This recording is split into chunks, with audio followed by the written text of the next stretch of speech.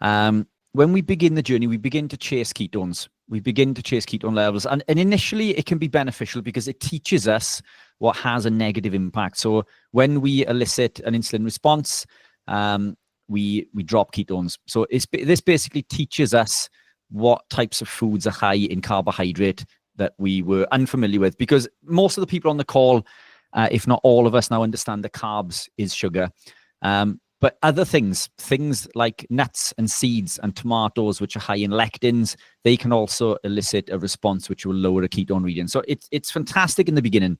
In the beginning, and I've mentioned this before, so apologies for those who have heard me mention it before, we begin testing with urine strips. And the urine strips detect acetone, which is a wasted ketone body. And this is what we waste in the early phases and stages.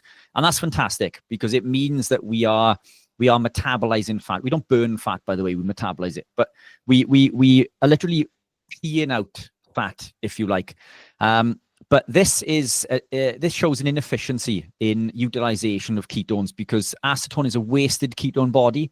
As we gravitate deeper down the journey, the body utilizes more as beta hydroxybutyrate. So there's three basic types of ketones. In fact, there's lots of ketones, but there's three. From a ketogenic perspective, there are three ketones that we need to be familiar with: acetone, acetoacetate, and beta hydroxybutyrate, or BHB. BHB is the creme de la creme. This is where we want to get to. So the ketone monitor that Eleanor's using is going to be detecting beta hydroxybutyrate.